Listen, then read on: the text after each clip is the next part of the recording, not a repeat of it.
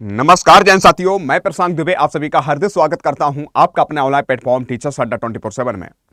आज हम बात करने वाले हैं बिहार राज्य में और बीपीएससी टीआरई 4.0 के लिए। और आपको पता है कि बहुत हम उम्मीद भी कर रहे हैं बहुत जल्दी यानी कह सकते हैं नोटिफिकेशन आउट हो। लेकिन इसको देखते हुए यानी कि राज्य सरकार के साथ साथ यानी कि जो आयोग है वो भी बहुत तेजी से कार्य कर रहा है। और आपको पता है कि आयोग के द्वारा मांगे गए हैं प्रत्येक जिले से जितने कितने क्या पद खाली हैं वो रोस्टर तैयार करने के लिए बोला गया था।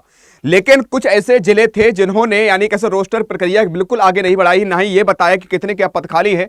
तो इन सारी चीजों को देखते हुए यानी मुजफ्फरपुर जिला जो है वहां की सुब्रत कुमार जी डीएम के द्वारा जिन्होंने रोस्टर तैयार करना और लापरवाही करना और लेट यानी कैसे सारी चीजें करना, उसको देखते हुए यानी कि उन लोगों स्थानांतरण कर दिया है।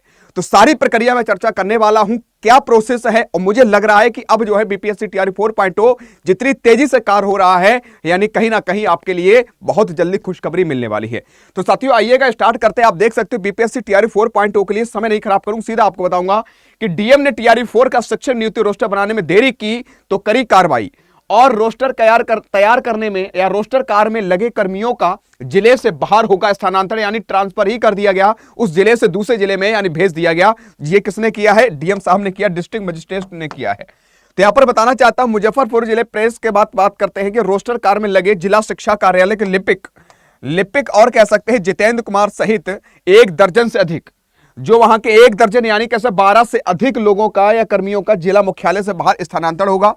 डीएम सुब्रत कुमार ने टीआरई 4 की शिक्षक नियुक्ति रोस्टर बनाने में देरी और लापरवाही पर रविवार को यह कार्रवाई की है। यानी भैया उन्होंने कहा कि तुमने जो रोस्टर तैयार करने के लिए बोला गया था आपने क्यों नहीं किया, लापरवाही दिख रही है। और कह सकते हैं उसके साथ साथ यानी कह सकते हैं तैयार करने में जो भी लापरवाही की गई उन सभी कर्मियों को हटाया जा रहा था, दूसरी जगह भेजा जा रहा है। रोस्टर बनाने में शिक्षा कार्यालय के लिपिक के सहयोग नहीं करने का मामला सामने आया है।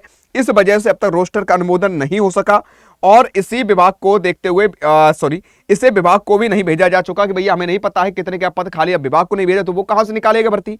तो उसके आधार पर भेजा जाना था। तो सभी कर्मियों के स्थानांतरण के साथ उनके विरमित डीएम ने आदेश दिया है और इसके साथ शिक्षक को रोस्टर कार्य करने में लगाने पर डीईओ से कह सकते जवाब मांगा गया है कि टीआरई 4 की शिक्षक भर्ती प्रक्रिया के मद्देनजर रोस्टर अनुमोदन कार्य में लापरवाही एवं उदासीनता बरतने को लेकर डीएम ने सभी फटकार लगाई और बीपीएससी टीआरई 4 की चतुर्थ यानी टीआरई 4.0 की शिक्षक भर्ती प्रक्रिया का आयोजन किया जाना है। इसके लिए जिले में उपलब्ध कि हर एक जिले से मांगा गया कि कितने क्या पद खाली हैं, तो इसके लिए जिले से उपलब्ध रिक्तियों से संबंधित प्रतिवेदन यानी कि विभाग को भेजा जाना था। राज्य विभाग शिक्षा की ओर से इसका लगातार फॉलोअप किया जा रहा है। इसके बावजूद अब तक जिले से या जिले में उपलब्ध रिक्तियों के अनुसार रोस्टर का अनुमोदन नहीं किया जा चुका। इसकी वजह से क्या किया गया है, उन लोगों को वहां से स्थानांतरण दूसरी जगह कर दिया गया है। तो कहने मतलब यह है साथियों, ये पूरी प्रक्रिया देख रहे होंगे कहीं ना कहीं आपके हित के लिए है। प्रत्येक जिले से यानी कह सकते हैं हमारा मांगा जा रहा ब्यौरा कि कितने क्या पद खाली हैं। बहुत सारे जिलों ने, आपको पता है कि आज से लगभग 10 दिन पहले 14 से 15 जिलों ने दे दिया था, बाद बाकी जिलों में बकाया था।